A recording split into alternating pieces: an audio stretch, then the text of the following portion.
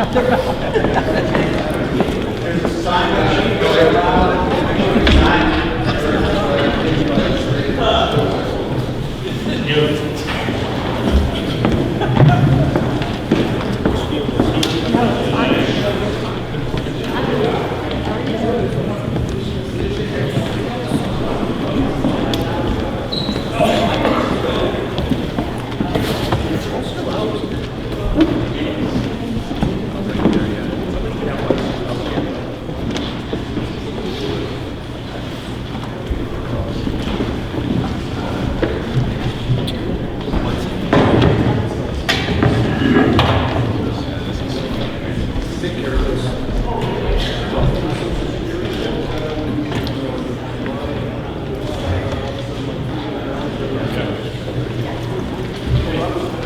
I'd like to call our meeting to order here. I'd like everybody to sign the sign-in sheet because of some of the grants that we have applied for and gotten, and some of them that we will apply for in the future are going to need to know the interest. And so if everybody can sign that sign-in sheet as it goes around, I appreciate it.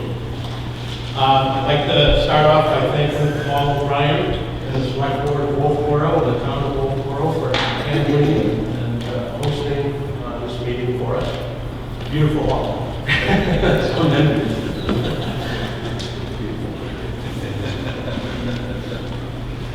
I'd like to start off here and just welcome two new committee representatives.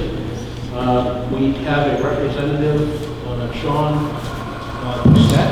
Is Sean here? Yes. Right there. He's representing both Bartlett and Jackson.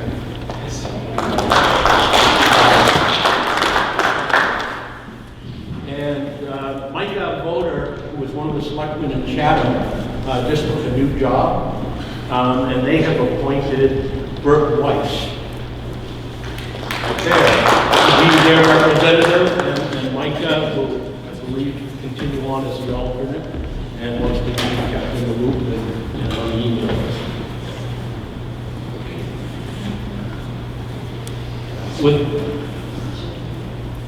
That's right, we're in the last meeting. Our representatives from Ossipee, and I don't know who's the alternate and who's the rep, but Joy Gagner is representing Ossipee.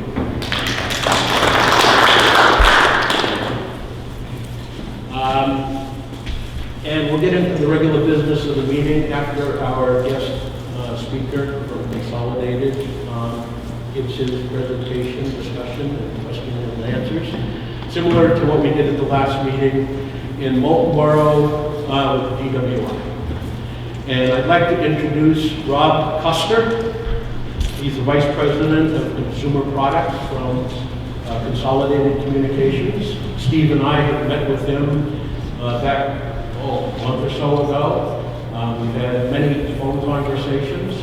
They're very interested in working with us, and consequently, we've invited him to come here and speak to the committee about what they can offer us as a partner, possibly down the road. So without any further discussion, I will turn it over to Rob. Rick, thank you very much. My name is Rob Custer with Consolidated Communications.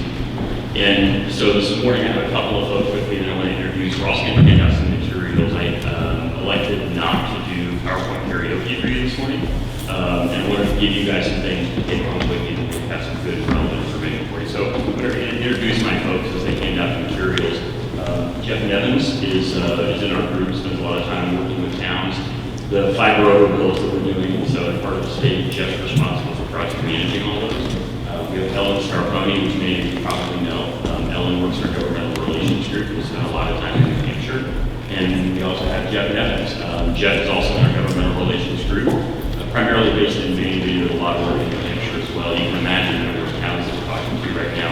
We're going to spread the wealth out a little bit. A lot of select board meetings at the same time, so I appreciate that. What I want to go through today is we hand out the materials that everybody get a copy. Thank you very much. So I want to go through really four basic things today, and really want to keep this informal. So as you have questions, just things pop up, please don't hesitate. Also, I would encourage you to maybe read ahead in the materials. If you see something that spawns a question, just shout out. Don't handle those anytime. Yes. Just one interruption here. If anybody is going to speak or ask a question, I have been asked to have everybody speak into a microphone because it is actually being recorded so that we can share this meeting with the public and folks that are on the committee that were unable to attend. So if you're going to speak to anything or ask a question, try to get to a microphone to do it. Thank you. Thank you. So I want to go through 4 basic things today. I want to do a quick corporate overview. It's going to be less commercial and more a little bit about us.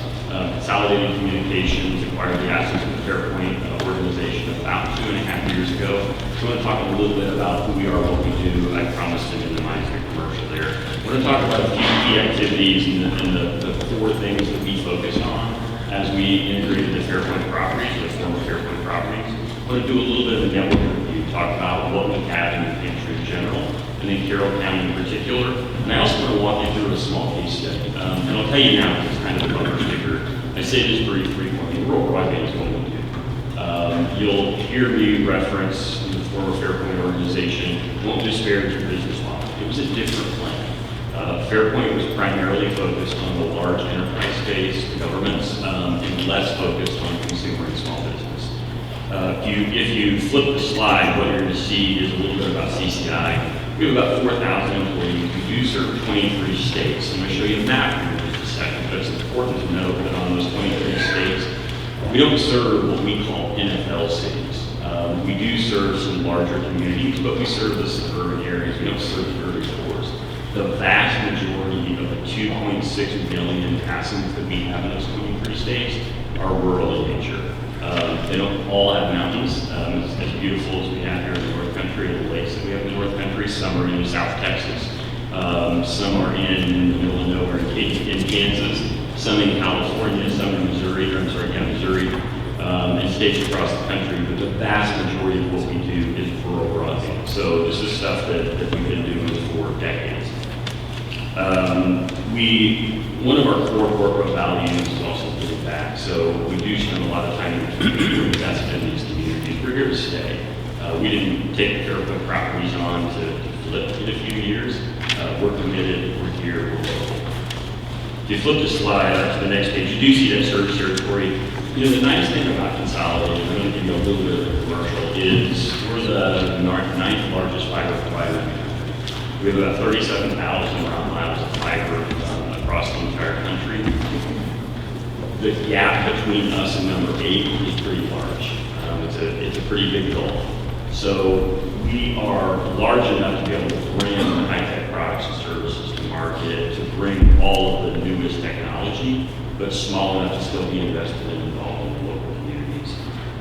In the upper right-hand corner of that, the map of the U.S., you see that big cluster, that's our Northern New England properties.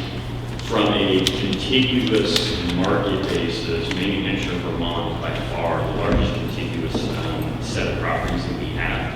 When we did the Fairpoint acquisition, we essentially doubled the size of the company, but it's something that we've been doing for a number of years. We've actually grown through acquisition. We're a family-owned company for 97 years. Our chairman and CEO was the founder's great-grandson, actually. Went public in 2004 and have been publicly traded. Still a fair majority of our stock is still owned by the family, but we are a publicly traded company. This map gives you just a little bit of a flavor of where we serve and what we do. Again, the majority of these are not NFL, urban, core areas. The majority of the passengers are rural subscribers. And broadband is the key. Real quickly, just kind of business overview. I'm going to flip the next 3 pages fairly quickly.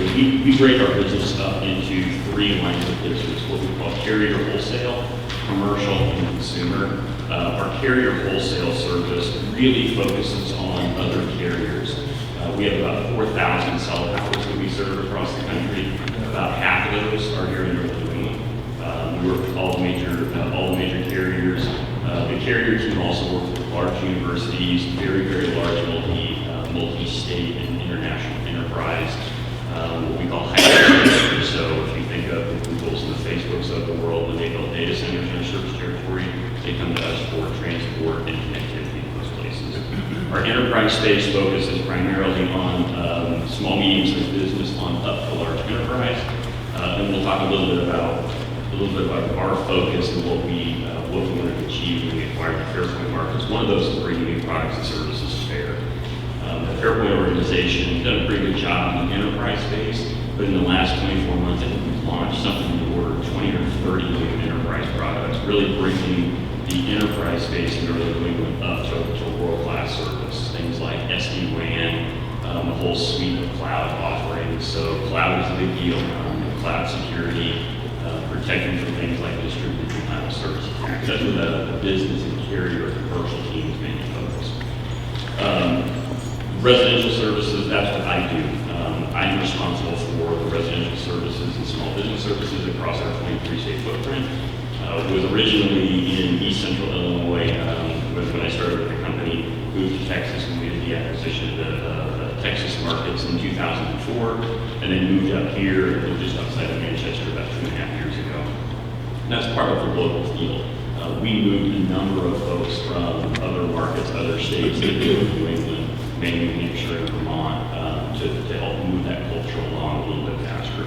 So residential services is traditional voice service, it's voice over IP, it's television service, it is data service, and it's pretty much everything in between. So if you look at any of our public filings or you listen to our earnings calls, you'll hear continual references to the 3 C's, consumer, commercial, and carrier. Those are the 3 lines of business. My responsibility is P&L responsibility, business development responsibility for the consumer platform.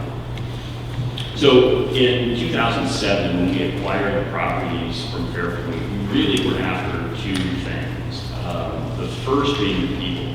There's a very deep depth of knowledge in the employees in the Fairpoint markets, and that integration has really helped us as an organization. New ways of thinking, new ways of doing business. The second thing that we looked for, this is really what the investment bankers looked for, was the network. What we saw in Northern New England was an incredibly robust fiber network. We have 37,000 route miles of fiber. 22,000 of those miles are in New Hampshire and Vermont. Again, we talked about the Fairpoint business model really focused on the enterprise space and above, not as much on the consumer and small business space.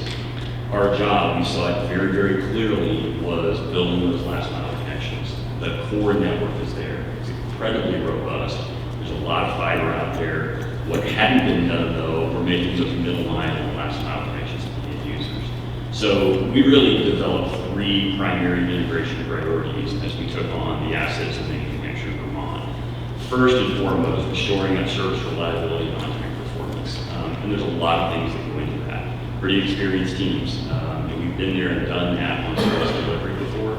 We spent the last 2.5 years doing 2 things. One, increasing staffing in areas where we were dramatically understaffed before. Field service, our central office operations, so our ability to get equipment installed faster, and our customer service and care teams.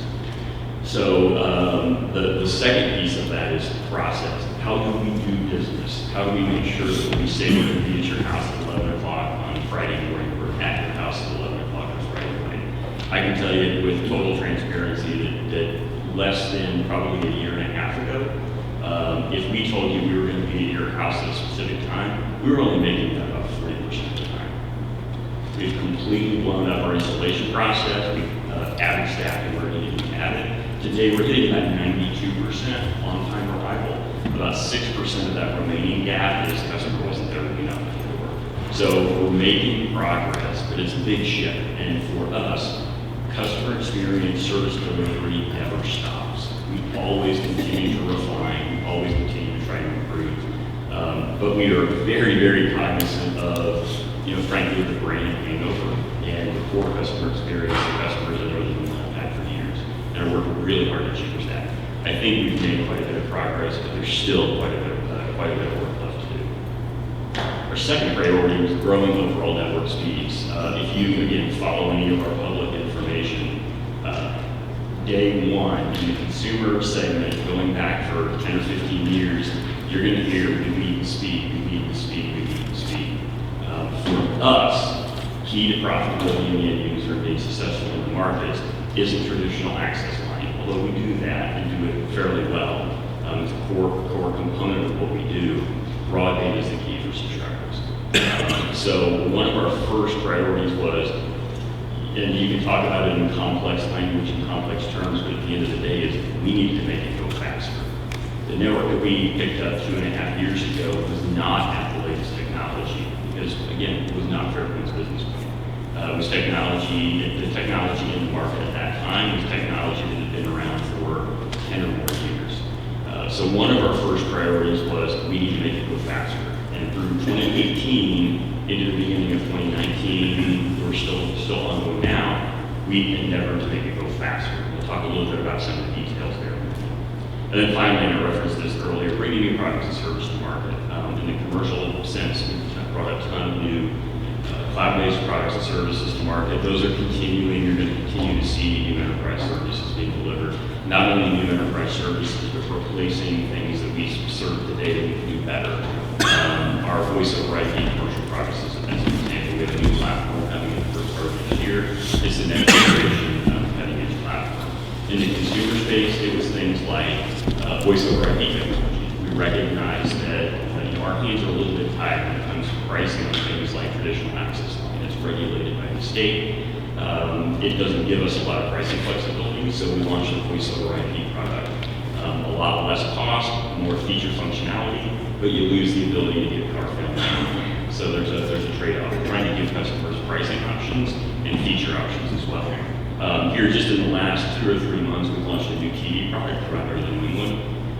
It is fully available in this area right now.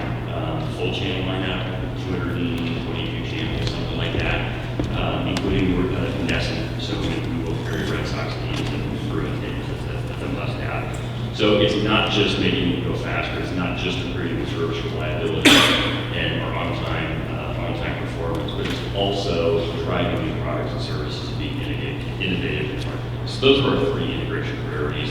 And again, those never stop. We call them integration priorities. We will continue to do those things to improve service experience. So I'll drill down a little bit into our network in New Hampshire specifically.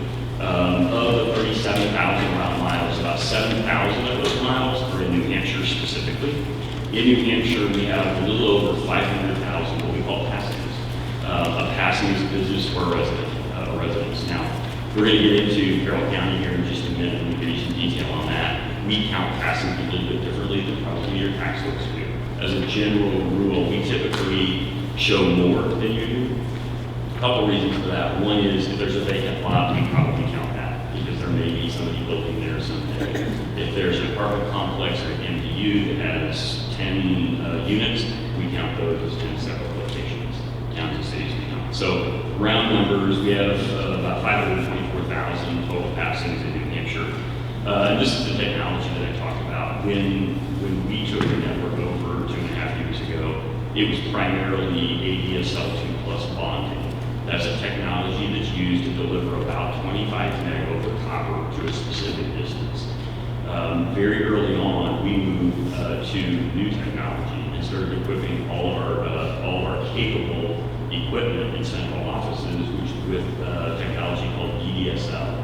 VDSL will allow you to get 80 to 100 meg. So in most of 2018, we really boosted speeds quite a bit in northern New Hampshire, not for everybody. 500,000 passings, about 34% of those were, we increased speeds in northern New England to over 500,000 passings. About 34% of those were in New Hampshire. What we generally saw is customers that were getting 7 meg could now get 20 meg. Customers that are getting 20 meg could now get 60 meg or 80 meg or 100 meg. So it was a transformational shift in speed. And I got to tell you, we talked about some of the back office issues we were looking to resolve. We threw gas on that fire. We opened up much faster speed availability, and it really very quickly highlighted deficiencies in the back office that we inherited that were pretty bad. So we actually stopped marketing in the middle of 2018 in order to fix our back office and be able to scale. And in March of this year, we actually started marketing again. So we took ourselves out of the game voluntarily for about 6 months or 8 months in order to fix the issues that we have. We're scalable now. We're not perfect. We're still going to miss some appointments. It's unfortunate, but we always fire on those things. and try to clean up the customer process and experience as much as possible. But I can tell you we're much more scalable now than we were just even a year and a half ago. And here's a great example of that. I love to talk about this. We measure not only for the FCC, but for the PUC, but for our own internal measuring sticks, how quickly we recover from major events. Windstorms are one of the biggest things for us. We don't like ice storms. No ice storms this year, knock on wood. But windstorms are things that are fairly common. 2 years ago, right before Halloween, there was a windstorm that came through. It was pretty bad. It took us about 8 weeks to fully recover from that windstorm. And what that means is we're out putting up new lines, we're out trimming getting trees that haven't been trimmed out of the way, we're reconstructing that, we're putting up new poles. When we're doing that, it means that new service orders are delayed. It means the trouble is delayed. We had a windstorm, Halloween windstorms don't seem good. Halloween should expect a windstorm based on the past couple of years. We had another windstorm right before Halloween this year, maybe on Halloween. Similar size, similar scale, we were fully recovered in 4 days. Because we were able to bring in additional resources. We actually got to a point where if you look at the service map, we have property in New York, we have property in Pennsylvania, we've got near net properties where we're able now to bring in technicians pretty quickly from other areas and dramatically improve our restore. So we talked about making it go faster. VDSL was a big deal, made it go faster. In New Hampshire today, I have about 100,000 fiber passings. Total company, I have somewhere around 500,000. About 20% of those are in New Hampshire. The max capable speed on those fiber passings was 150 meg, which just boggles my mind. Why would you put fiber in and limit it to 150 meg? About 3 or 4 months ago, we took all those customers with the capability of up to 1 gig. And everything that we do going forward on fiber is 1 gig, symmetrical. So we talked about the upgrades. We upgraded in New Hampshire about 247,000 passings. About 147,000 of those were copper, and about 100,000 of those were fiber. And that's a continual effort. We've kind of done the first pass of the VDSL technology. Now we're going in and finding specific areas, and it really is working with towns, and that's the best effort for us. It's the best way to get these done. Find specific areas that are pain points, and getting feedback from all of you. So if you have areas that you know that are painful for you, specific areas in your town where if there's a pocket we should go hit, let me or the team know where those things are a little bit and see what we can do to get those resolved. Because we continually invest in the network. Our capital budget every year is about $200 million. About 65% of that is what we call success-based capital. So the remainder is things we have to do just to maintain network operation. The rest of it, the 65% is really, hey, we see an area of opportunity here, let's go build something right there and be satisfied with those. Then in regards to Carroll County in particular, there's about 300 miles of fiber in Carroll County right now. And given the population and the size, that's actually quite a bit of fiber. And one of the things that attracted us to Fairpoint Properties, there's an incredible amount of backbone fiber out there that's not being utilized to hit those middle mile and last mile. And that's the key, is building that middle mile and last mile where we possibly can. There are about 24 central offices. That's a little bit of, I hate putting that number on there because we have equipment all over the place. We have about 24 physical buildings that we serve out of. We have hundreds and hundreds of remote equipment that sits out and is powered in the middle of nowhere sitting on a telephone pole. If you drive down the road and you see a box that looks about like a dorm fridge mounted to a telephone pole, it's probably one of ours. Carroll County in general has about 47,000 passings, give or take. Now, it's important to note that, as you probably all know, a fair percentage of those are seasonal. By our count, 40 or 50% of those are seasonal. We view those slightly different. We count them as passings, but typically if you look at a resort complex as an example, we count those individual condos, but those typically don't get end-user retail residential services. Typically in those cases, we work with the property owner, the developer, and say, okay, what's the solution for them in total? So roughly 47,000 passings, call it 40 to 50% of those are probably seasonal in one form or another. If you add your numbers up, you probably should get fairly close to that. My guess is, again, we're going to be a little bit higher than you will if you add up all of your tax rolls, primarily because we count MDUs as multiple and we count empty lots as a general rule. The average subscribed speed, Carroll County on our network today is about 16 meg. 2 years ago, it was about 9 meg. So we talked about the speed increases that we've done, tremendous uptake on those, and we've seen speeds drive up because of that. And one key point that I always try to make to folks, 31% of the folks in Carroll County right now are subscribed to the maximum speed, which means there's a ton of people that could get faster speed and don't. A lot of reasons for that. Some could be they don't know it's available, which just drives me crazy knowing how much money we spend on marketing every year. Drives me nuts. It could be I don't need it to go any faster. I'm fine where I'm at. But it's an important point to note that especially when we talk to a lot of towns, I'm like, hey, everybody's going to buy 1 gig over fiber. Well, no, they're not. They're probably not. Generally, we see about 4% of subscribers take 1 gig. We see a lot of customers take 50 or more. So expectations of we put a fiber network out and everybody's going to subscribe to the maximum speed, probably not super accurate. We will see customers go up, absolutely no doubt about that. And it's important to have 1 gig symmetrical, in my opinion. 5 years ago, we had identified about 2 or 3 use cases. We started deploying 1 gig over fiber about 5 years ago. So 5 years ago, it was what's anybody ever going to use 1 gig for? We identified about 2 or 3 non-commercial, being large business or enterprise use cases where a customer would actually use 1 gig. And they're things like a doctor who works from home doing radiographs from home. So hospital calls us, hey, I need you to do a radiograph. Instead of driving into the hospital, they email him a radiograph that's 700 or 800 meg. He can get those if you manipulate and do whatever he needs to do.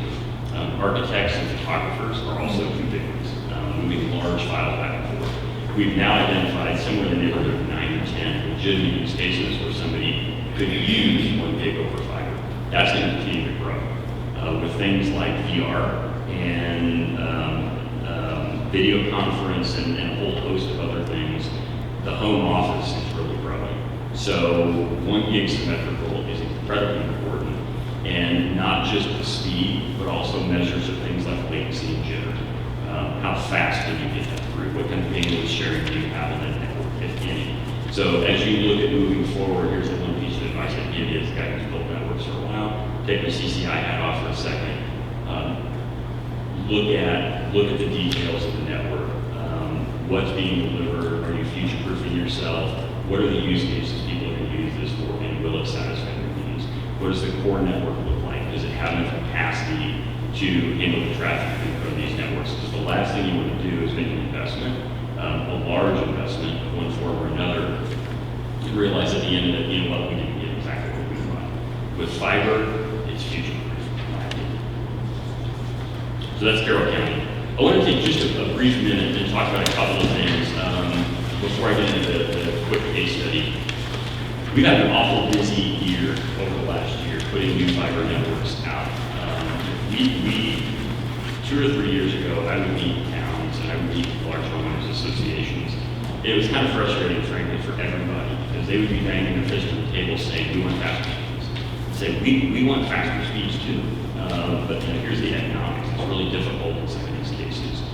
And the game really changed for me last year when SB 170 became law and it became RSA 33.3G. That was groundbreaking legislation. I know other states have similar type legislation, but the community effort from the service provider community, from the towns, and from the state legislature that put that legislation together was groundbreaking. And I call it enabling legislation. It built the foundation. We've since then found a business model that takes that to the next step. Because RSA 33.3G essentially says you can bond for broadband. It doesn't say how you get that. And initially, some of the early discussions we had is how do you pay that? Do you raise taxes? That's always super popular. Or do you pay for it out of general funds? Not many towns have $2 or $3 or $4 or $5 million so you can general funds to do this. So working with Chesterfield, and I'm probably plowing around for all of you know, but I'm going to give you a quick recap to build to where we are today. Working with Chesterfield, we designed a business model that has no tax increase anywhere across the board. There's no taxpayer dollars out the door. We are charging an infrastructure fee for every single subscriber who gets on the new network and buys broadband. So in Chesterfield, we just completed our build actually. Chesterfield voted last March. They received their funding in late June. We began actually started work before that, accumulating materials and all that. We built 92 miles of fiber in Chesterfield in about 6 weeks. We have additional work to do, splicing and all that stuff. We started turning the first customers up in Chesterfield, our test lines up in late September. We turned the first customers up in the middle of October. We just finished that build actually this week. So the last customers now have availability. Chesterfield, in less than 1 year, went from 100% copper to 100% fiber capability. And there's no tax increase for the end user. The structure is anybody who buys broadband on the new network pays a $10 per month surcharge on their bill. We collect that $10 per month surcharge and use that as proceeds to pay the bond principal plus interest. If there's a shortfall, and we know for the first few years as we ramp that network up, there will be a shortfall, we cover the shortfall. When we get to a point where we have enough customers on the network, the bond banks, unfortunately, at least in Chesterfield's model, won't let us prepay. I think everybody would like to see us just leave that at $10 and prepay the bond in 15 or 16 years. But from what we understand, the low interest rate that comes with these bonds, the bondholders want their full 20 years. So what we'll do is every 2 years, work back with the select board. We'll say, what's the bond principal plus interest? Because I'm learning a lot more about municipal bonds than I ever thought I would know. The bond payment goes down every year. So if the subscriber base stays stable, we're going to over-collect at some point. Probably according to our model, starting in year 4, 5, 6, something like that. Every 2 years, we sit down with the select board.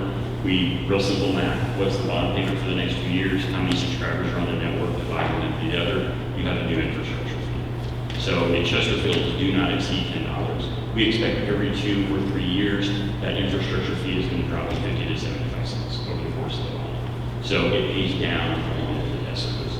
We've taken that same model, so that was last year's vote cycle.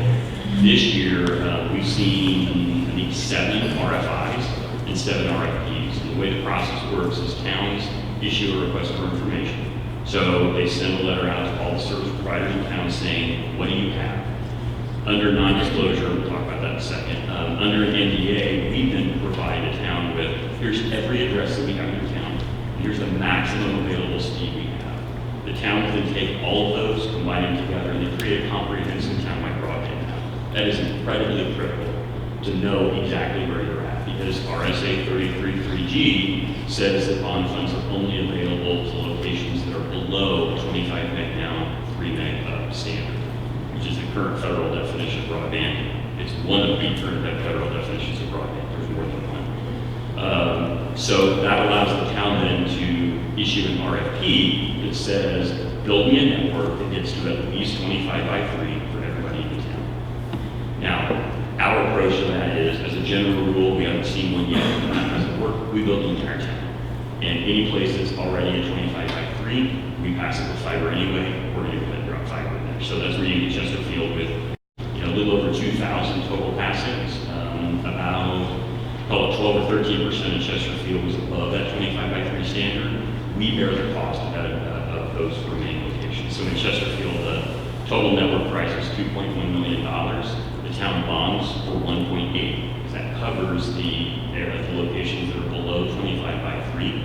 We cover the other 300,000. We also cover the cost of the drop from the pole to the end user, the electronics in the home, and any CPE and labor associated with that. So the network bill to get from the internet to the poles in Chesterfield is $2.1 million. The cost to get from the poles to the customer home and actually deliver internet access is about another $800,000 or $900,000, something in that neighborhood. We bear the cost of the incremental $300,000 for the build. We bear the cost for all of the drop equipment. And in that case, in these cases, there's no maintenance of install fee. We just install the customers and move service along.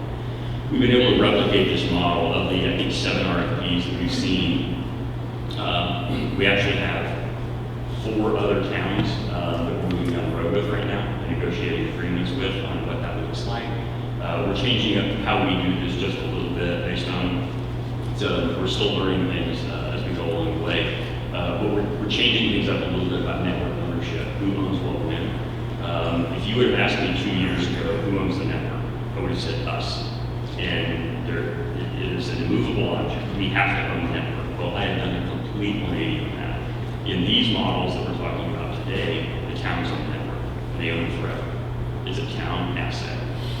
We provide two things. One is we'll build and construct the network, and the second thing is we will operate the network beyond that. And we still pay every year for the privilege of operating the network in the county and receiving the revenue that we generate. We pay the town an amount of people to the bond principal of those interests. So there's words about guaranteeing the bond. You guarantee the bond. Well, legally, we don't guarantee the bond. We're not a guarantor on the bond. We do a promise pay that for the privilege of operating the network, we provide the towns with funds every year that equal the bond principal plus interest. Because legally, we're not guaranteeing. So we have 4 other towns coming through. My expectation in Chesterfield was 2,000 passings last year for vote or for the cycle. I guess it was earlier this year. This year we have about 10,000 total passings in play. My expectation next year is we're going to have somewhere between 10 and 20,000 passings in play. We have a number of towns that we're talking to now. We're probably talking about 30 or 40 towns, and they're all saying, "Okay, how do we get it? Right? How do we get it?" Well, there's a process to follow. You have to do an RFI. You got to map your town broadband. So this isn't. It's hard work on the town's part, frankly. I've seen what Chesterfield's done. I've seen what the other towns that we work with have done to this point. It is hard work. There's a lot of activity that has to happen around creating broadband maps, making sure your RFP is exactly the way you want it, evaluating RFP responses, and the bonding process associated with that. So, very excited about what we're able to do in New Hampshire. RSA 33.3G is transformational. We've been talking to states all over the country. It's actually being referred to in a lot of cases as the New Hampshire solution. And people are trying to find a problem, but it just keeps working. So with that, I want to transition just a little bit to, actually, I want to take it back up a second. We have received, I think, somewhere in the neighborhood of 12 to 13 RFI requests out of Carroll County from towns saying, "Give us your broadband information." Give you a little peek behind the curtain there. The process that we follow, and pretty much every other provider follows with this, is we need a non-disclosure agreement with that. And here's why. We are regulated both by the SEC and by the State Public Utilities Commission. There's something in the industry called CPNI, which is Customer Proprietary Network Information. We are not allowed to disclose customer proprietary network information to third parties. Address level speed qualification is customer proprietary network information. So the process that we typically follow is we have an NDA that's specifically designed for municipalities, that is specifically designed for handing over address level broadband information. Once we're under an NDA, that allows us to give you the information as the towns to say, "Okay, here's the address level information." You can do with that what you want. What we ask is that you not disclose specific address level information. That 84 Main Street in Wolfboro qualifies for 100 meg. What you can do with it is publish it and say 84 Main Street in Wolfboro is served by the federal definition or not served. That's not a CPNI violation for us. So if the minimum standard is 25 by 3, we give you a list that says, here's the address, here's the upstream speed, here's the downstream speed. We get in trouble if that gets out. So for your uses as a town, as long as you say this location is served at 25 by 3 or not served, everybody's good. So if you have questions about that, if you've gotten our non-disclosure and you're nervous about it, let me know. We'll talk you through it. But we've signed probably 30 or 40 non-disclosure agreements with towns in New Hampshire and Vermont so far. It's not a scary document. It just protects us from getting in trouble at the state or federal level. So with that, one of the questions that we get a lot is, okay, you did Chesterfield and you did it in a pretty compressed time period. If you have 5 or 6 towns, can you do those at once? I've gotten that question from every single broadband committee we've talked to, and the answer is yes. Our capacity to flex up and flex down is pretty incredible. I couldn't have told you that 2 years ago. I think we would have had issues with this. Based on us adding additional resources and getting more flexibility to do things like bringing contract resources when necessary, it gives us the ability to do quite a bit in a very compressed time frame. We built Chesterfield, all of our own technicians. But as projects get larger, we physically don't have enough people to do that, and we have trusted contract resources we bring in, again, to flex up or flex down. If we get 10,000 passings through this next boat cycle and bond cycle, it doesn't concern me in the slightest. We build all of those at the same time. We have to bring in a little bit of contract resource here and there, but the majority even of that we build probably with our own internal resources. But I wanted to give you a little bit of a case study. Chatham, New York. So Chatham, New York, if you're not familiar, is just south of Albany. I have a map on there, and I located Albany, so you can get a general look. That red box, that is not 100% of service territory. It has spiders all over the place. You get a feel for the general area. If you've been to the area before, it looks an awful lot like this area. It looks an awful lot like Carroll County. Carroll County's elevation is a little bit higher, but it's very, lots of trees. There's lots of really big hills all over the place. Not as big as these, but still pretty big. Lots of granite in the ground, lots of stone in the ground, lots of aerial cable up in the air. Chatham, New York is about 660 square miles. And when we started, we had about 700 miles of fiber. So there was a fair amount of fiber in there already. We have about 38,000 total passings, 20 central offices, and 28% of subscribers were at maximum speed. So if you flip back a couple of pages, compare that to Carroll County. Carroll County has more square miles, but if you back out the National Forest, it's pretty darn close. It's 990 square miles, something in that neighborhood. Back out the National Forest, and you're probably in the 600 or 700 square mile area. Fiber miles are a little bit more there, but we've got some transit fiber that is not too far off the mark, so it's not eliminate that, and it's pretty darn close. 38,000 passings compared to 47,000 passings. Same number, roughly the same number of central offices, and it's roughly the same number of customers at maximum speed. So New York, a couple of years ago, sponsored a program. This is the way to build broadband, if you have the opportunity. The state of New York with a lawsuit, I don't even know what the lawsuit was about. They got a judgment of $500 million. It's $500 million, and the governor decided to dedicate 100% of that to building broadband in the state. So if you have a spare $500 million laying around, this gets a lot easier. So the state sponsored a grant program. It was actually pretty innovative. And what we're doing in New Hampshire is really unique with a lot of eyes on it. This is a model actually that works really well, but again, you got to have the funding source ahead of it. What New York did was sponsor a program and auction process. So they took census blocks, just like the federal government. I'm not a huge fan of the census block, by the way. It was an auction process where they said, okay, we're going to put the census block up for auction. It was a little more complex. They had 3 different levels of served versus unserved. 10 by 1, 25 by 3, and then 100 by 100. The auction process weighted anybody that could get faster speeds. So even if it costs a little bit more money, if you were delivering fiber, frankly, your bid got weighted higher. So the state didn't, it is really smart, the state didn't, not every location in the census block was grant eligible. And the grant was an 80-20 match. The state paid 80%, provider paid 20%. As a general rule, some were a little bit off that, as a general rule, it was 80-20. In our service territory, we bid on 10,000 grant passings. Now, I'll describe this a little, and this is why the state was pretty smart. They claim they didn't do it on purpose, but I'm pretty sure they did. One side of Main Street was grant eligible. The other side of Main Street was not. Because they knew providers were going to build down the street. You're going to hit those other houses anyway. So they were able to essentially double their money. So for the 10,000 grant passings, we just completed that. We actually completed that project end-to-end about 16 months. But that includes all of our prep time and all of our finish-up time. The actual, from the time we started shovels in the ground to the time we started turning the first customers out, was about 8 or 9 months. We passed actually a total of 22,000 passings.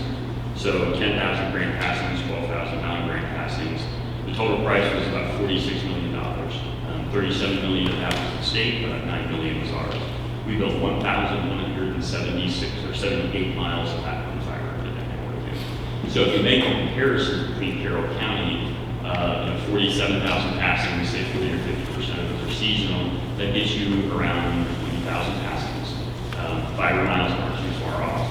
So you can do some math pretty quickly and understand it. This is absolutely doable. We just did it. We just completed build almost identical to this in New York. and not less than 8 or 9%. So again, broadband is what we do. Rural broadband is what we do. So when I look at the Carroll County project, a lot of square miles, I won't say it's not a big deal, but it's absolutely doable.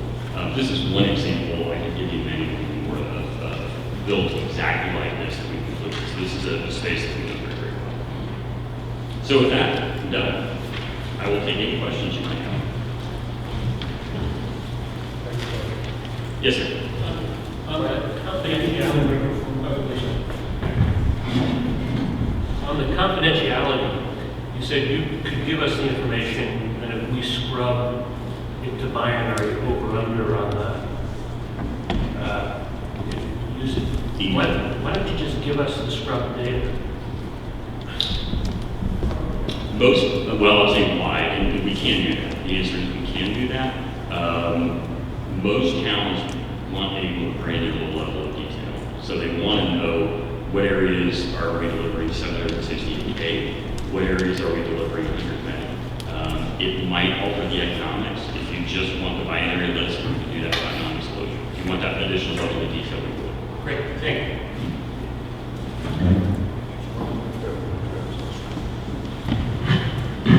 So I would hope that I have the worst service of anybody in your nationwide network. I have the word. I max out at 3 megabytes per second. Okay, and the evidence of the people, as many people are in the room, is that I'm not alone.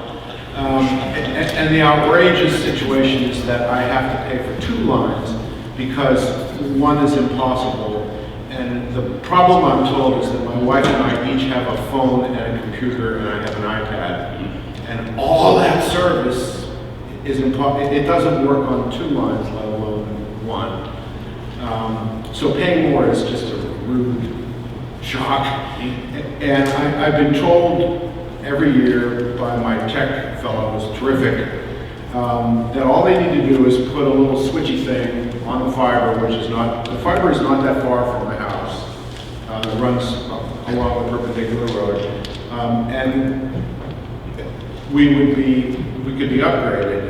Many years ago, they upgraded us to 10 megabytes per second, and it stopped working altogether. So they said, oh gee, you gotta go back to 3. So we're here because your service is terrible. Yeah, I don't disagree. In some areas it's terrible. If you qualify, I'd send this to the entire room. If you're having service issues today, let me know. Give me your information. Send me resident information. I'm happy to run it down. Let's talk about this. Sure, absolutely. I would love to do that. I don't know why you don't qualify for 10. It's good, frankly, which still isn't great, but it has room to spare. I'll tell you though, that is exactly the representative issue for updates. We're spending tens of millions of dollars every year in the state to upgrade service, but it's so large that where do you go? Our approach has been where do you get the most bang for your buck? So for every dollar we spend, how do we improve service for the most customers? This is a rural state, and we're getting to a point where the densities are getting smaller and smaller. That little switchy thing you talked about, it's $160,000. So, and it serves 3 miles. So draw a circle around that little switchy thing. At 160,000 in the rural environment, you may have 20 homes, 15 homes. It's difficult to make on $499 or $49.99 a month. That's the hard part. So that's why these types of solutions are the solutions. We're going out and hitting individual neighborhoods. That's great. I love it. It's great for that neighborhood. It's not great for that neighborhood. The solution has to be more comprehensive. It has to be a county-wide solution to really make a difference. So you said you're taking a 180 on whether you own the infrastructure or whether the town does. What happens in 20 years when that technology becomes obsolete?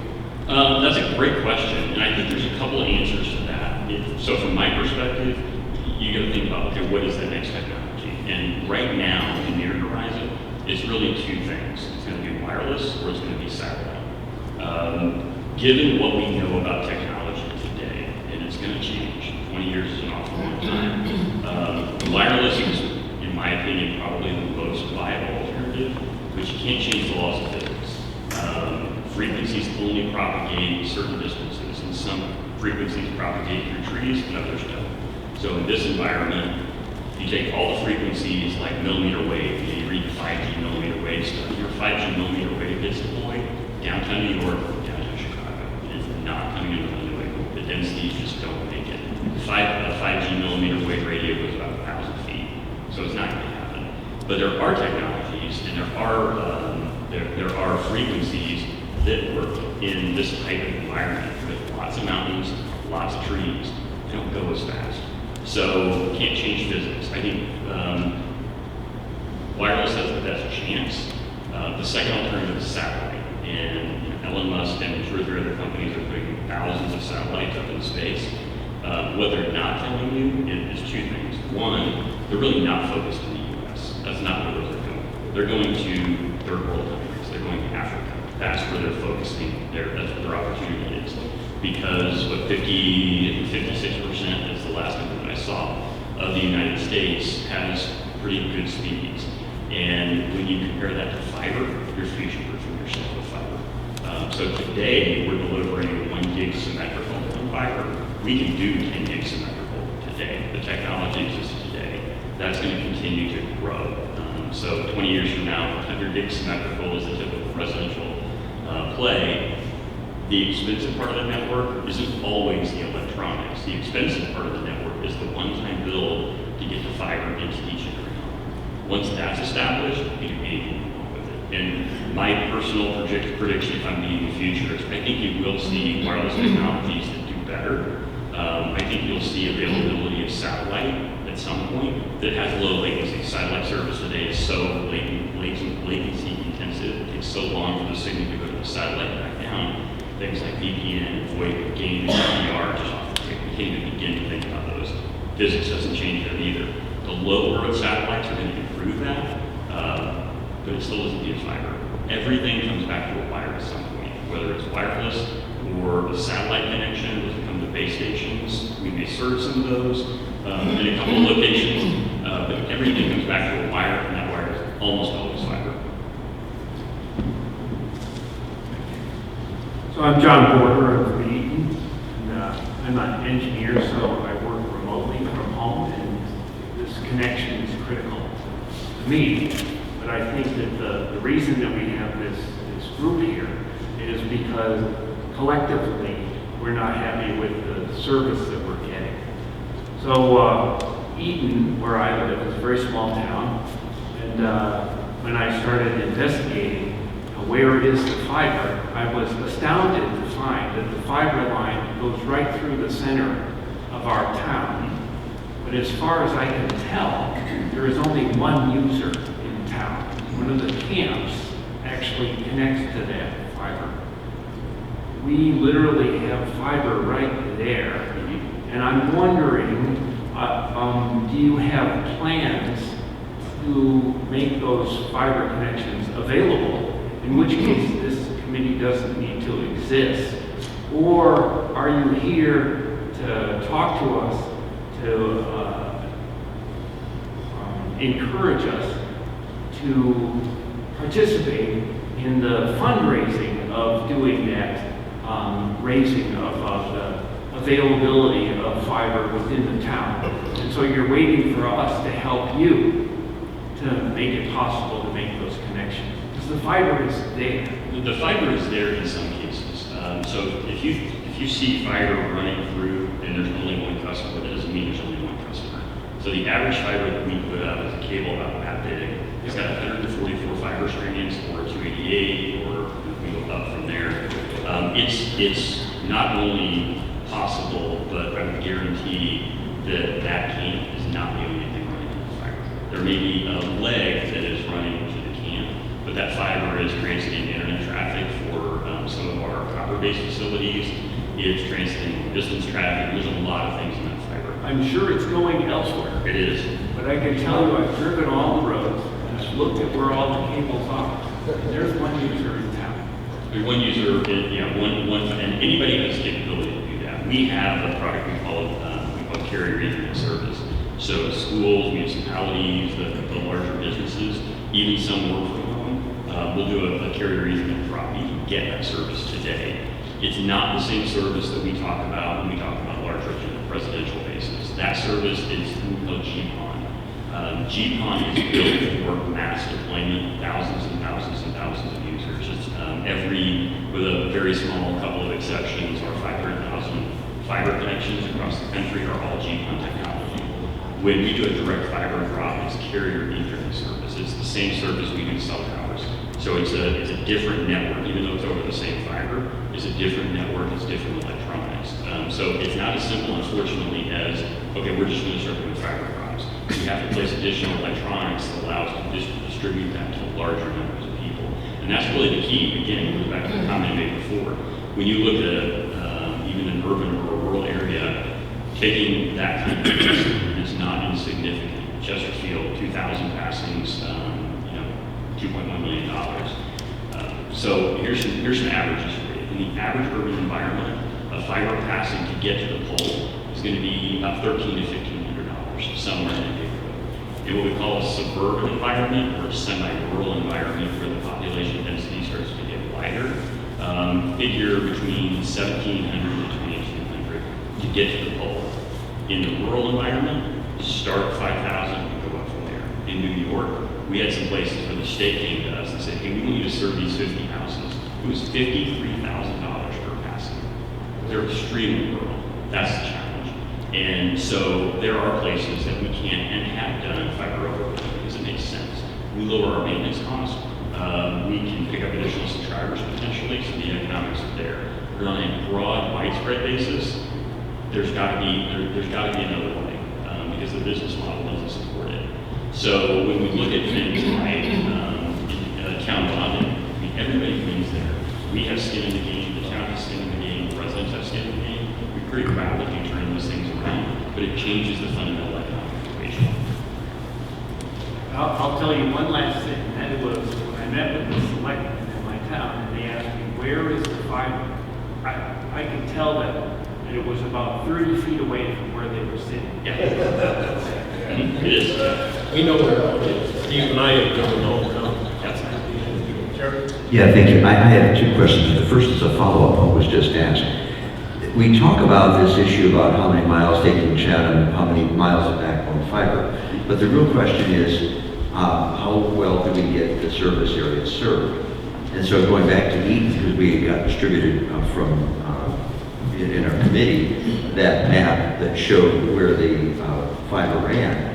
And so, yeah, it's going to run at 153, for example, and up Snow Village, but if it doesn't go up Horse Lake Hill Road, those people aren't really served. So when we see that, I say that because my kid lives up that way, but when you see this issue about the backbone fiber and the 10,000 passings, did that basically manage to get a network that got everywhere Yes. in that area? Yeah. And what we're doing in New Hampshire with the towns we're talking to now is to replace all of them. Okay. It's all in. Do you have my follow-up then? Be quick. Yeah. My follow-up is slightly different, and that is, we do know the economic benefit of having broadband both for the towns and also for individuals. And we know that you come at 28 subscribers at maximum available speed, but there are some that may not subscribe because they simply can't afford it. Those are the very people that need that access for their kids to be able to be educated, to be able to apply for jobs and so on. What accommodations do you as a company make to help low-income people to be able to get at least a 25/3 connection if they can't afford it? Yeah, we participate in our Lifeline program. So it allows anybody who essentially qualifies for low-income school lunches. There's two different phases of that program. One is for access line for phone service, but the FCC actually just established a program not long ago that allows them to apply for funds for broadband as well. So we have programs for low income as well. The majority of what we see, frankly, is customers don't know what exists, and that's the challenge for me. All the marketing dollars that we spend is trying to educate customers on, hey, this is what you can get. Usually, the way we see that is customer calls in trouble and say, hey, my service is terrible. It's because your iCloud photos are uploading and it kills your speed. And, my network is inconsistent. So a lot of the time we spend on phone troubleshooting. Okay, 10 years ago, to a certain extent, customers, our number one call is slow speeds. inconsistent speeds, without a doubt. And there's 1,000 things that can cause that. 10 years ago, the majority of it was cable trouble. Today, not all of it, but the majority of it is in the home. With all the cloud applications that are out there, one of the downsides of DSL technology is upload is slower than download. And if you consume 100% of your upload, it interrupts your download. And it's laws of physics, we keep changing. Everybody has the same type of service. So one of our biggest challenges is identifying what those sources are and putting them at 2 a.m. as an example. Once we troubleshoot with customers and get through, which is probably part of the issue that Bert's dealing with, once we get through those issues and understand what's the consumption, then we fix a lot of the service-related issues. But that's the majority. The customers who aren't at max speed, either they don't know it's there, or there's a predicated factor that makes us say, hey, do you know you can upgrade the speed? But you kind of sidestepped the question I actually asked. You're talking about service issues, and that is, you don't then have a separate rate for somebody who, they have to apply for federal funds, you're saying? Correct, yes, we do. Yeah, And how much does that assist them? I don't know off the top of my head, but I'll find out for you. Okay. Yeah, that's a nationwide program that the FCC. Any other questions? Paul, go ahead. Yeah. Thanks for your presentation. So when you build a fiber network and you use your Chatham case study, and maybe it's a technical question, but what gets better? What improves in your network visibility? What improves in your ability to have less downtime? What gets better? That's a really great question. Thank you. Yeah, that's a really great question. I practice that all night. What gets better? So I'll tell you what gets better. Service quality and service reliability will go up instantly. Copper, I love copper. I really do. And I know everybody disparages copper. There's a lot of life in copper, especially copper that's properly maintained. But the limitation of copper is distance. We can only go so far and go so fast. With fiber, that frees us a bit. I always tell people, and as an engineer, you're cringe at this, but copper's a mechanical device. It's susceptible to interference from water and from a nick in a little cable in a sheet of a cable somewhere a mile and a half from your house. It's susceptible to, if you don't crimp it exactly the right way with the right tool, with the right connector, service degrades. So when we troubleshoot copper, a lot of that is we step by step have to go through every single piece of cable and make sure that it's working properly and we have good continuity. With fiber, it's on or it's off. It's light. So when it's not working, we know that it's not getting light. So service reliability improves for a couple of reasons. One, you have fewer disturbers that can interrupt the fiber signal. When it is broken, we can fix it very, very quickly. So response times are faster. That's the number one. That's the reason we love fiber as much as everybody else does. The number of times that we go back to a customer's house on copper versus fiber would blow your mind. Because copper will, the minute you fix it, it's going to immediately be integrate or be susceptible to those outside influences. Fiber does not. We did a town meeting the other day, and we had somebody in the room, 20 or 30 people in the room. One of the guys in the room had our carrier Ethernet service. He was like an architect or something like that. So he had fiber to his house. And he recounted a story that of all of the windstorms, of all of the power outages, because he's got the equipment wired into his home generator. In 3 years, he never once lost service. And nobody else in the room can say that. So fiber is going to be much more reliable. Can I follow up? I'm not trying to poke you here. I was kind of looking for an answer that says, that conversation I just had a few minutes ago about most of the problems are in the home or most of the problems are here. In a fiber world, we consider a network operations center, we can see the problem. Oh, yeah. And I told you earlier that we were out for 14 hours, 100 hours, 38 hours. In a fiber world, we ring protect the network, so at least the access network, we can't ring protect. That was kind of, I'm sure you do that. We do that. Okay, Absolutely. but I think, as we get a little deeper into the sauce here with folks, that kind of stuff is really, I would, at least for me, I want to know more about, because for us, it's availability of the network. network is not really available. It's broadly deployed, it's just not available. And we need to get the availability up. We need to get the response time that you guys or whoever is going to get out in that truck down. We need to be able to know from the central office or wherever you call your network operations center, if you can diagnose the problem from there. All of that stuff is high value add for both parties. Yeah, it really is. Because our friend who's the engineer, it doesn't do him any good if you got lickety split fiber network that's off for 16 days.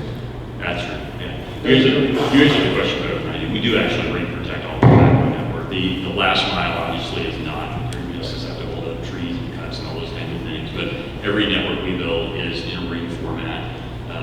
If there's a fiber cut in one spot, it automatically is supposed to automatically reroute the traffic back the other direction. Going out, and that goes all the way out to the public internet. So your internet connectivity in New Hampshire either goes to Burlington, Vermont ultimately, or goes to Portland, Maine. And those are all ring protected, so everything's ring protected. From Burlington, Vermont as an example, we go to Pittsburgh, Pennsylvania, we go to Albany, New York, and then we go out from there. In terms of network visibility, we actually have fairly good network visibility today. We can see inside the home and see things like signal noise ratios. So we can do a fair amount. This is new technology we just brought that we have in other markets across New England. We have pretty good visibility inside the home. It allows us to diagnose what we need to roll the truck on, what we don't. Some things we can fix remotely, remove routers, that kind of thing. With fiber, we do have a bit more visibility because the electronics on the side of the house actually have intelligence in them. So today, between the equipment that serves your DSL connection and the end user, the only visibility we have besides the DSLAM itself is the router. Fiber gives us another point, so we can test to the point to the side of the house, we can test all the way into the side, inside the home.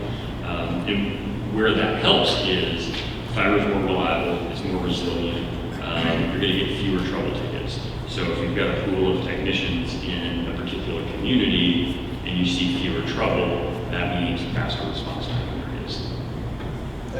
Thank you. So I'll just add to that a little bit, that with fiber you can actually use a tool to shoot down the line to find out exactly where it's broken. So it's not maybe here or maybe there, or 2 miles from your house, and you can actually see where that fiber truck is. That's not my question. So I have a question on the RFIs and the non-disclosure agreements, and that I understood you to say that we can identify those areas as served and not served by address, and we can disclose that to anybody who responds to an RFP at that level, but not who gets what exactly. Okay. Just want to make sure that was clear. The second is, you answered my question on redundancy just now, so I picked that up with this. The new television product is a streaming product, is my understanding. It is. Okay. And is that, did I hear you say that's now available in the DSL markets? It's available everywhere that we serve in New England. So that's new? Yeah, it is. So that's good. Actually, I just lied to you. Prescott, the Manchester EMA is open. We've got a couple, one in southwestern Vermont that serves about 7 towns inside Albany, and Prescott will turn up this week. But as at the end of this week, it'll be available everywhere. It's available here now. Right. So for this group, I just wanted to clarify that that's a streaming product that will include local channels, and so including those channels like S and Red Sox and Patriots channels. Yes. And so it will be available probably by the time this group will move forward with anything. That's just a regular product. Correct. And I just got 300,000 miles of fiber in this region. Just to clarify some questions that went back and forth, that fiber wasn't intended to serve residential areas. It's really intended to, if I'm not mistaken, to serve your DSL boxes, your enterprise customers, and the homeowner who requires a carrier grade Ethernet drive. But that's not the same fiber that you would use necessarily to do a distributed network throughout. I would say it's intended for a whole bunch of things. We do have about 100,000 1,000 fiber passings today, and you're going to use that fiber in different ways. Some of our fiber is carrier fiber, so it's all backbone stuff. We're hauling traffic from major office to major office. And when I say fiber, it's inside the same sheet in a lot of cases. Some of it is taking DSL data and traffic and hauling it back to offices. Some of it's for carrier Ethernet. So it's kind of a jack of all trades. You can do about anything. So I'd say 3 or 4 years ago, there wasn't a lot of fiber being deployed in Northern New England. So predominantly, it's for office-to-office traffic, and it's for like DSL data traffic, enterprise level. We have a lot of enterprise users with direct fiber connections, whether they be businesses or schools or municipalities. But it's perfectly designed to serve fiber. Now, there would certainly be fiber needed to be built in Carroll County, and what that is going to be for is so when we do fiber to the home, and everybody else does, we put these boxes in called splitter cabinets. The splitter cabinet kind of replaces the concept of the DSLAM, which is what we use today. So imagine a fiber coming from the internet to a splitter cabinet, again, about the size of a dorm fridge, maybe a little bit bigger. You open that up and you'll see 32 or 64 fiber connections in there. That fiber connection goes to an individual user. So big pipe comes with a splitter cabinet, then little pipes go, relatively little pipes, or smaller fibers go to the user. Those boxes all have to be connected to fiber. One splitter cabinet, as a general rule, will do about 32 aggregate miles of fiber. So there's still a distance limitation in theory with fiber, but we engineer the network for future expansion, future growth. So every time we place a splitter cabinet in for fiber, there has to be fiber connecting. So the majority, if we were to do all of Carroll County, there's absolutely going to have to be a lot of fiber built, but it's going to be to relocate because ultimately, the DSL network, that would go away. We don't use that at all in fiber network. So some of that would be reused, a fair percentage of it would be reused. There would also have to be a lot of fiber built. I've asked all my questions in the previous meetings, but Pat Farley couldn't be here today, and she asked me to ask a question for her, which she asked the GWI folks at their last meeting. And that's, aside from the time it would take to go through the bonding and financing and that sort of project, how soon could Consolidated start the build, construction? Do you have the capacity to move quickly? And approximately how long would it take to service the entire county? Well, the first question, when we start, today's Thursday. Done by the weekend? Christmas is coming up, so we can start fairly quickly. And I'll use, I gave you the Chatham example on purpose because it's, almost not totally identical, but there's a lot of similarities between the two. The ramp-up time for us for the Chatham build was about 60 days, and that was for us to gather the fiber, get the work crews. There's going to be a time period where we have to engineer the network too, end-to-end engineering. For a single town, engineering takes us, call it a week or two. This is a bit bigger than that. So there's going to be an engineering component to it. That's the very first thing. Then it's assembling materials and it's early construction. One of the nice things about fiber is that you don't have to wait till it's all done to turn the key on. In Chatham and in all the builds that we're doing in towns in New Hampshire right now, we open up each one of those splitter cabinets as it's hot and fiber ready for service. We open up that surface area. So this is something that you would see construction starts. Here's what it would look like. And this is the part where we have to really manage end user expectations quite a bit. Chesterfield's a good example. We built 92 miles of fiber in Chesterfield in about 6 weeks. Those crews were screaming. That's a lot of fiber in a hurry. They were working Saturdays, Sundays, getting fiber as fast as they could. So everybody sees fiber going up, and they're like, when can I order service? Well, following that, we have to splice all our fiber. So the splitter cabinets need to be installed, and every one of those fibers has to be spliced. It's not, I won't say it's not hard. It's hard. With the right tools, it's easier, but it takes a long time. It takes almost as long to splice the network as it does to put the network back in the network. Then we have a test and burn-in period, and then we turn it up. I would tell you, as a dart throw, set the time required to engineer aside.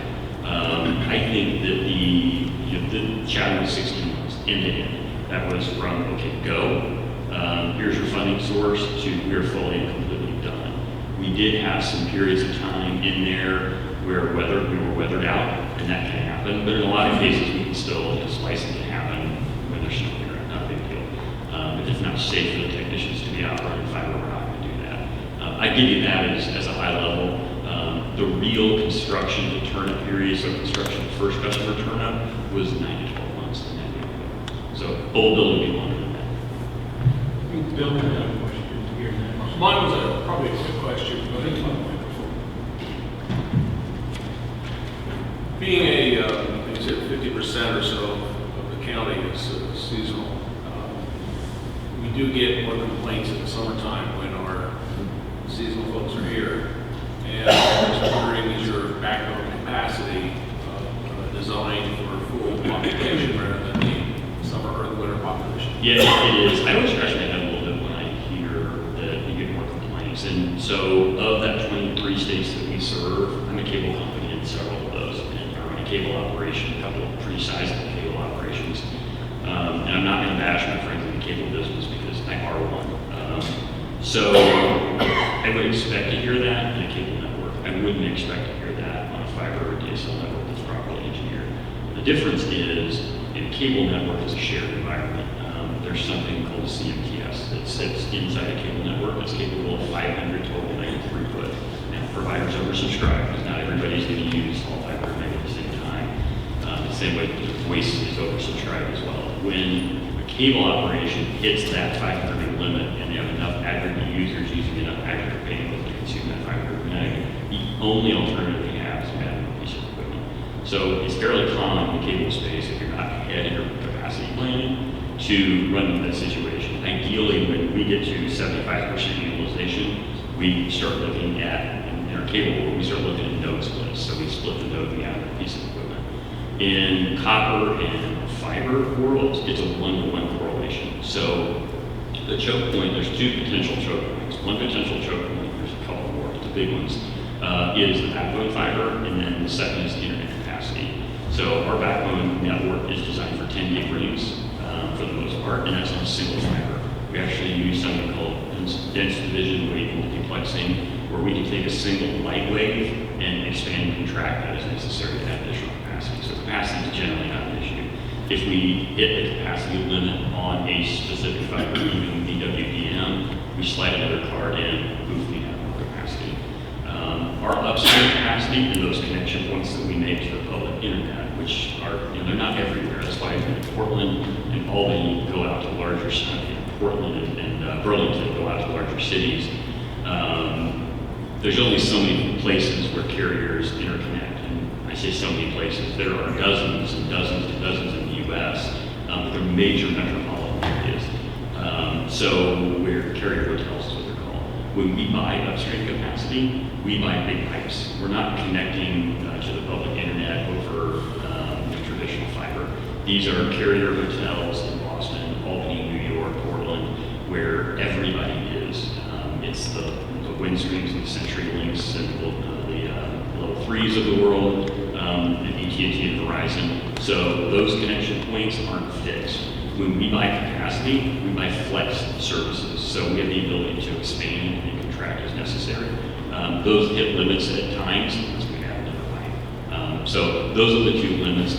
It's possible if we were not on our game from a planning perspective that we could hit a capacity limit, but 9 times out of 10 it's, hey, we got another wavelength and we're going to go. So we manage that pretty carefully. Chip? Yeah, come up to a microphone.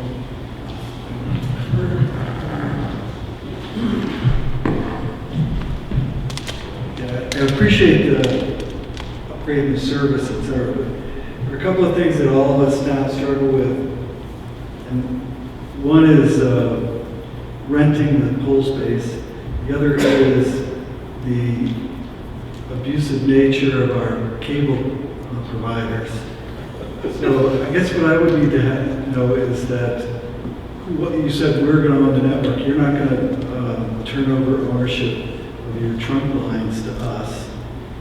And if we own the lines that are going into the houses, we're going to pay for it, obviously, through a bond. I don't see where that ownership has any benefit, other than you being able to put the service in. But ultimately, the benefit to all flows to you guys. You're gonna set the rate. You don't have any input in the rate that you're setting. You're gonna determine the speed limit. You're gonna have all of the controls. We're gonna pay the capital costs for your upgrade and really actually not have any benefit other than the service. And if you're working under the same rubric as the cable companies, we're never gonna get rid of you. So if somebody better comes along, too bad. Yeah. Well, so Then are you paying the pole rent? I'm sorry. Are you gonna pay the pole rent? Yeah. Yeah. So are you determining that you're gonna pay the pole rent on wires that we own? So let me clarify a little bit. What we're doing with counties in New Hampshire today is there's a little bit of a distinction. The asset that the town owns is at a demarc where it's going to be a piece of equipment where we own a piece of it, the town owns a piece of it, it's where the shared handoff point is. And we take the traffic from there. That then, the network goes up to the pole outside of a customer home. We pay from the pole inside of the customer home. The average cost of that for us is about $1,300 to $1,500 per drop. So it's not that we get 100% of the benefit. I use Chesterfield as the example. Chesterfield is a $2.1 million network. They're bonding for $1.8 million. We're paying the other $300,000 to cover the non-bondable homes. We're also paying another just shy of $1 million for the connections from the pole into the end user. So it really is shared benefit. At the end of the day, that network is worth about $4 million, and we've equally spent over the top of it. The way we're structuring the deals is that so it's essentially two agreements. We'll build the network for you, then we'll operate it. We operate the network for a period of years. It's a long period of years. It's got to overreach the bond period for some IRS rules. We're trying to take advantage of non-taxable dollars, non-taxable bond dollars, because that pool is much larger in New Hampshire than taxable bond dollars. And for that, the town has to own the asset. So that's one of the primary reasons that the town is owning the asset in the deals that we're negotiating right now, is so we can take advantage of that larger pool of dollars. We then operate the network for the town, and that has to have, according to IRS rules, in order to take advantage of the non-taxable bond pool, that has to expire. So in the agreements we're negotiating now, at the end of that period, which again overreaches the bond period, you're talking about decades, the town then will own the asset. So you've got 3 or 4 choices. Choice number 1 is, hey, you guys have been doing a good job. We're just going to extend out. Choice number 2 is we're going to run the network ourselves and kick you out, which I would advise for a whole lot of reasons. Option number 3 is we're going to go bid it again, and we'll see who wants to come in. The way the networks are designed is to be portable, and so if another provider at the end of the expiration of your commitment can do that. Yeah, I guess maybe you should share one of your contracts with this group so we can kind of review it. We're gonna have to determine at some point in time how long a bond we want to take. And are we the people that are going to decide that, or is your company going to decide that? So there are a lot of elements to this thing. Yeah, and I'd probably tell you too that, and that's fine when you do that, but I'd probably tell you that there's a lot of work that needs to happen before you're even to that point. I think you need to do that full network assessment. You got to understand what you have before you can understand what a deal looks like. So what works for a small town in New Hampshire may not work at a county level. So we may need to look at what the structure of that looks like and how we arrange it, how we organize it, because I think that I would personally think that the cost of a network like this and the New Hampshire bond may might blank that. There have to be other sources, maybe federal sources at that point. When you look at alternate funding sources, the rules may have to change. So I hear the concern for sure. I think we can address it, but it's probably premature until we know what we're doing first. Thank you. I'm going to play devil's advocate because you were talking about putting your boxes out, May House 36 to 40, drop lines off your refrigerator boxes. My concern is, I've got it running by my house, I'm fairly close to major highways, but I've got a number of people that live 7 miles outside of town with the only house. Yes. You're willing to drop to them as well? We are, yeah. And that's why it's so important to understand what the network looks like, right? What do you have today so we can do a reasonable cost assessment? So in my brain, again, just kind of assuming this process follows what's happening with the smaller towns, we're going through the RFI process now, where all the towns are submitting their information to be able to create that network map. The next phase of that then is for you to provide us with what that looks like. we have to see, I have a pretty good idea where radio serves, but I don't know for sure. So the network map that you create is extraordinarily valuable to me because it allows me to then go back and say, okay, I know where everything's at. Now, realistically, we've been using small amounts, but there may be an alternative where maybe some areas don't get built because they already reached the 1 gig capability. I don't know of any place off the top of my head that can see that or reliable 1 gig capability. So yeah, we probably would build everything. And the towns we're looking at, we're building everything. One of the advantages of scale is you minimize those really expensive properties. Again, back to the New York example. We built some places in New York that realistically our cost was $15,000 per home, which is really pretty high. They can go higher than that, but realistically $15,000 per home. But when you get a large number of passings that are 1,000 per home, it offsets those. So scale really matters when it comes to building like this. This smaller builds become much harder because it's tough to offset those high cost areas. Well, Bert, yeah, it's here. I live right on the main border, and that 3 mile away switch is actually in Maine. Does that present problems for municipal bonding and things like that? Because for your company, you operate everywhere, Yeah. not an issue. Yeah, it really isn't an issue. There was some discussion last year in the legislative cycle about bonding. I'm not a fan of that, and I'll tell you why. The network is a mesh. So the towns that we look at today, we serve them from a number of different places. Our network doesn't respect town boundaries. We don't build a town network. They come from everywhere. So when you come to a multi-town bond, defining the network, where does it start and stop? To the question earlier, it's almost impossible. Because I could have a piece of equipment in one town that's serving another town. It gets really messy. The concept of the communication utility district, I think, solves that. And I know there's some legislation around that. That was in the details, and we see what that looks like. But the communication utility district allows us to say, okay, this is the boundary, right? And we know exactly what that boundary is. We know exactly where everything is served to and from. It doesn't matter where it's initially served from. And there's a distinction between the communication utility district and a multi-town bond. It's not the same thing. So again, in concept, let me see the detail, but in concept, I think the communication utility district solves a lot of that. Okay, we're done on a minute here. My son lives in Linfield, Massachusetts, and my daughter lives in Bowden, Hampshire. Oh, okay, now my daughter lives in Bowden, Hampshire. And they're in that Millennium area that know a lot more about these things than I do. And I see both of them, the one that lives in Linfield, Mass, because they have Comcast and Verizon, their monthly rates for what they get compared to exactly what I get here is $89.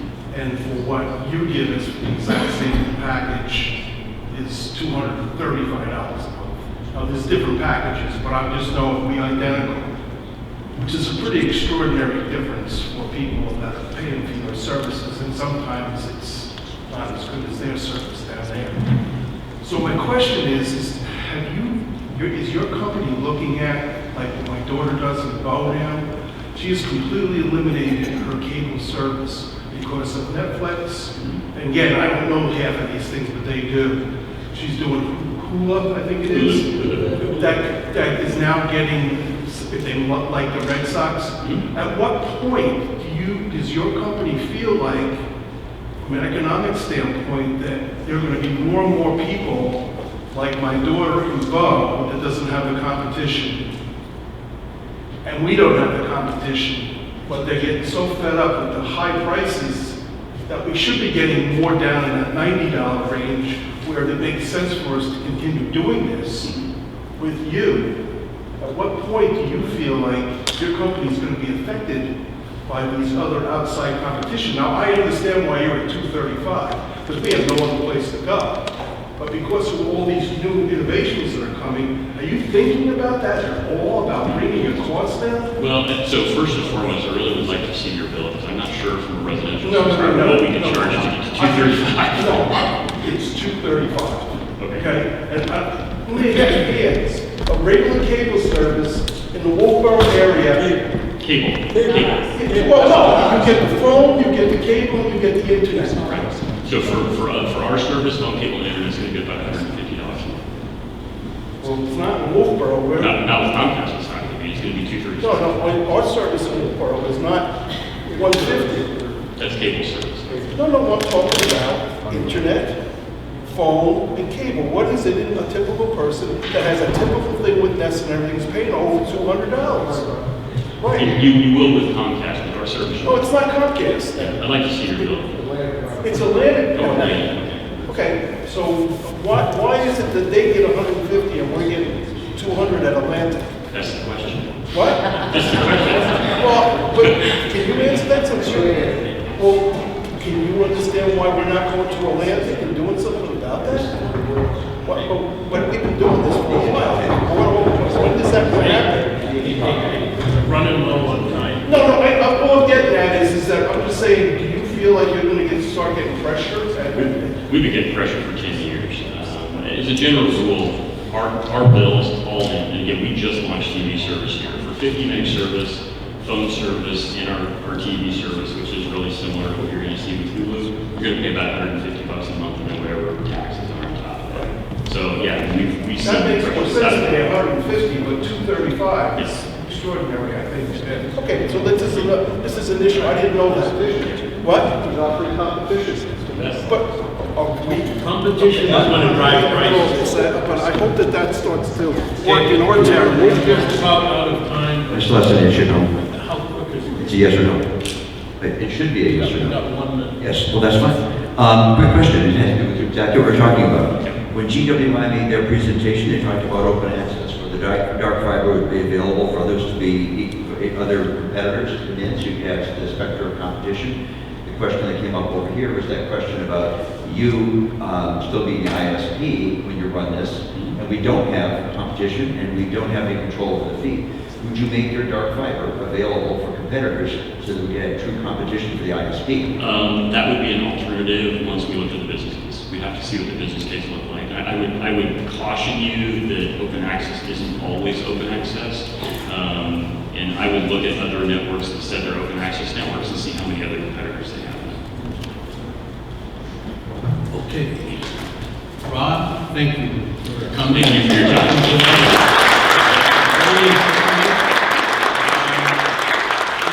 Anybody has any future questions from this meeting? I don't know if Rob wants to hear from all of us, but if you send them to Steve or I, don't know if we can make those questions available to Rob and get answers back to you in writing so we can hold them.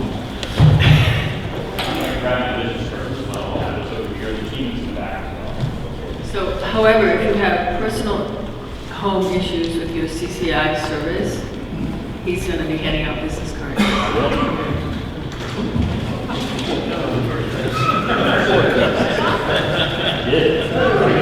Bring it on. Bring it on.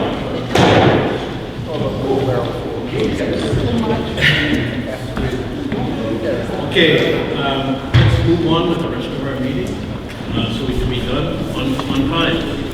Again, I'd like to thank Paul O'Brien and the town of Wolfboro for hosting.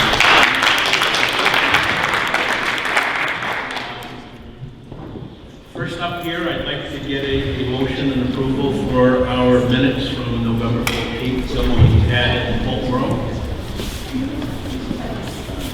Second. Is there any discussion or omissions? There are none, I call it for a vote. All in favor of the approval of the November 14th meeting minutes, say aye. Aye. Opposed? Ayes have it. As far as grant updates at this point, feasibility study and financial plan and whatnot, I have received the parcel counts from all the towns except for Jackson and Bartlett, and we are currently working on with the new rep from those two towns currently. We have a couple of towns that we haven't heard from for the municipal buildings that need to be served.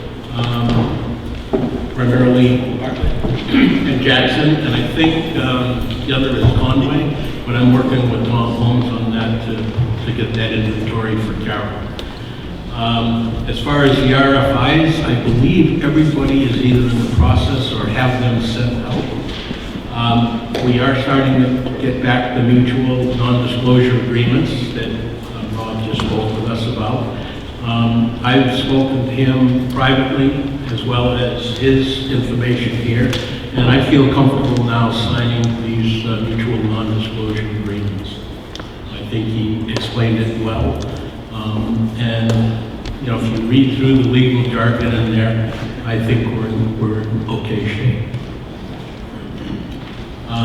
And until we hear more from the people that are doing the feasibility study, we can take a little time off for the holidays. Ms. Becky?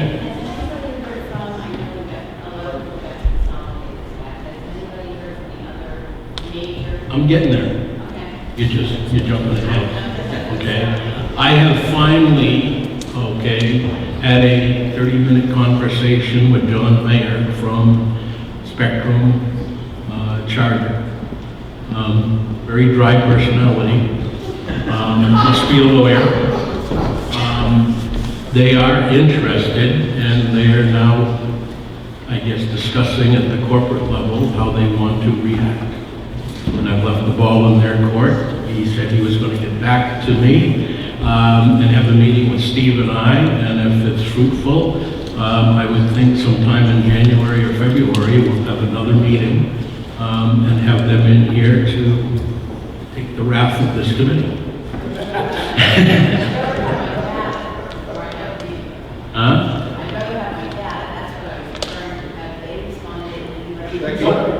Yeah. No, they have, the question was, have they responded? No, they have not. They have 60 days. And we're working on legislation currently. We need that, though, right? I mean, without their data, we can't build that coverage map. We can't go forward with RFP. We're working on it. I'm a rebel. I think if they don't respond, you can assume there's no service. Is the way they do it. Yeah. Not yet. I mean, if they're willing to give up their market share, by not responding, I have no sympathy. Can I speak to that? So I think it's something to think about. The folks we just heard from, the old New England Telephone Company, they had a responsibility to provide telephone service to every home in the county, for that matter, in the state, for that matter, in the United States. So if we're comfortable, it seems to me, if we're comfortable with, agreeing to their NDA, then we know that exactly where the wires will need to go. Now, the question is going to be whether the cable company wants to put those wires in, whether they want to put the wires in, or whoever. The consolidated people will give us better insight in terms of where the homes passed are, whatever their nomenclature is. And so if we don't hear from the cable company, I suppose we can pursue whatever I think you're absolutely yelling and screaming that we need to do. But I'd opt to go with these characters and make sure that they tell us clearly where this stuff is, and then that may help us a heck of a lot more than getting data from the cable company. That's just my view from the chief seats. And also, I think the folks at CTC and Rural Strategies and ValleyNet can sort that out. Yeah. That's what they're getting paid the big bucks for.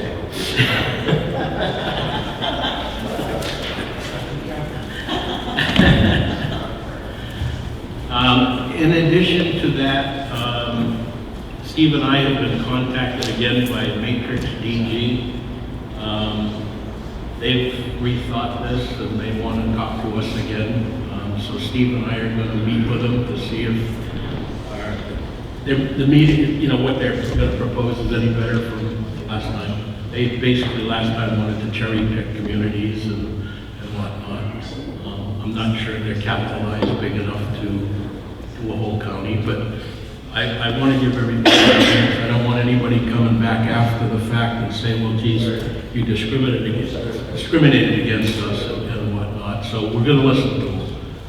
We're trying to build a partnership here, and I don't want to create enemies at this point. We'll be nice until it's time not to be nice.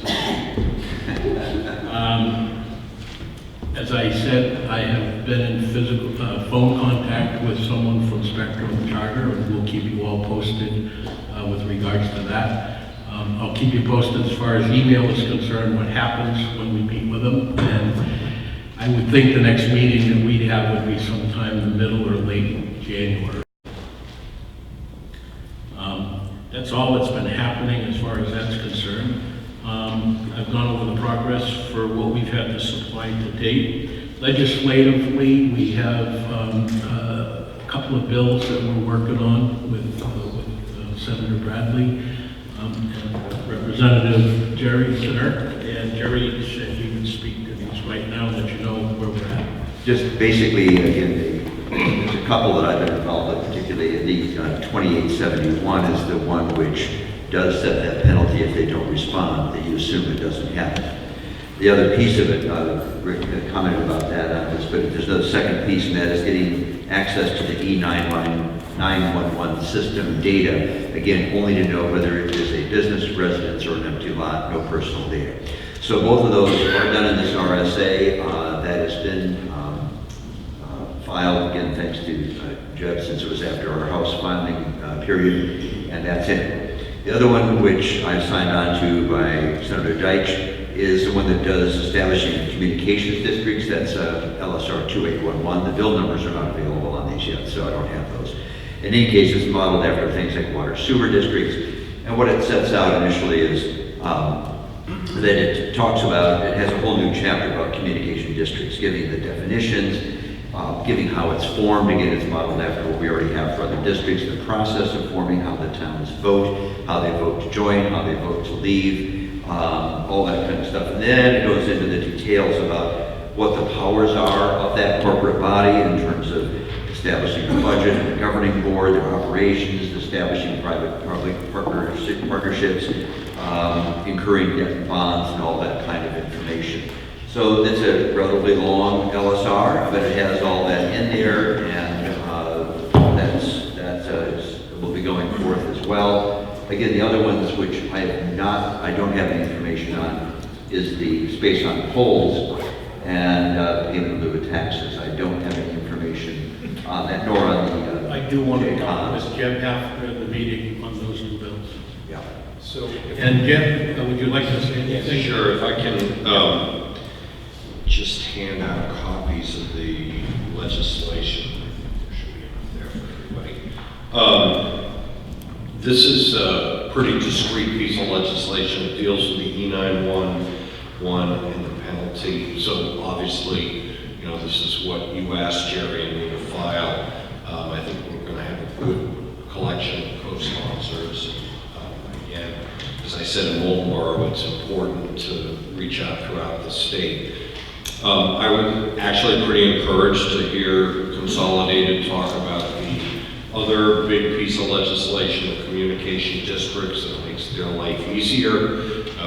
These pieces of legislation on municipal bonding and other things that have passed over the last couple of years, allowing towns to aggregate, have been difficult. So I'd like to think that, you know, there's maybe a consensus on how we go forward with this legislation in partnership as opposed to working across purposes. But in any case, I think, you know, Jerry and I will be happy to work with you and Carroll if there need to be any changes, amendments to this. That's why I passed it out.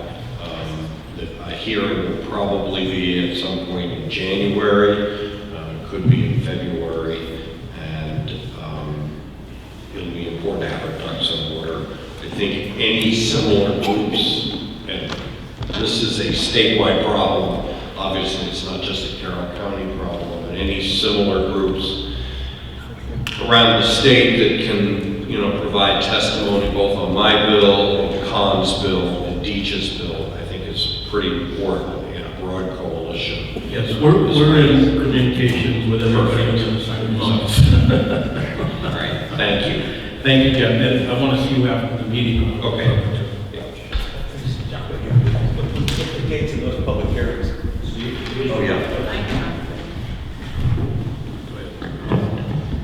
when we get the dates of those public hearings, I think it's important that we get back to our board of selectmen and ask them at a minimum to write a letter of support for these bills. And if anybody can attend public hearings, I think that's worthwhile as well. We have to demonstrate that there's broad support for these bills. Yes, I think we'll have much more support in numbers, and we'll make a bigger impression as well. But also just when Joe contacted me to come up with 3 reps to put on it, I did try to reach out geographically, got somebody from Grafton County to be a sponsor and somebody from a rural part of Hillsborough County to be sponsors because they should have some knowledge of these issues. We've also made contact through the organization in Coos County to solicit some support up there as well, and we're working on that currently. Yeah, Steve and I have not been. That's for sure. You have not been that way for years. It's almost the first time at all. Is there any other business or any other questions that anybody had? Oh, I don't know if I should give this to you. It's been kind of, I guess maybe taken for granted, but I want to state that with Sean Doucette, now representing Jackson and Bartlett, sitting at the table here. All 19 municipalities in Carroll County have a representative as part of this project.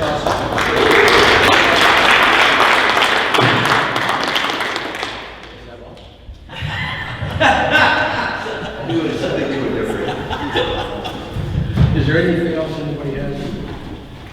Like I said, if we have any questions for the consolidated folks, please let Steve or I know, and we'll make sure we get some answers for you. They've been very good about communicating. Good job. It's a positive thing. I don't have any reason to call a meeting yet in January. As I just said, we're still working on a couple of others. And as soon as we're done with them to find out, I don't want to waste anybody's time, we'll let you know. And we still look for a town that would like to, host a future meeting. We're pretty sure through the economic council, we'll host them as well. Will you send out the links for each meeting as to how we can access the videos so that we can see this? As soon as I get them, I just sent out the most recent one that Timothy up there did for us, and boy, he did an incredible job putting that together. I mean, Jeb, speaking about the fact that if we get back into session, I'm not going to make any of these meetings for months. And We understand, and that's why we try to give a good synopsis of the meeting and the minutes. And with all that said, we can't do that yet. I want to wish everybody a Merry Christmas and a Happy New Year. And we will keep you posted as to what's about here in the next 3 or 4 weeks. Second. We have a motion to adjourn in a second. All in favor? Aye.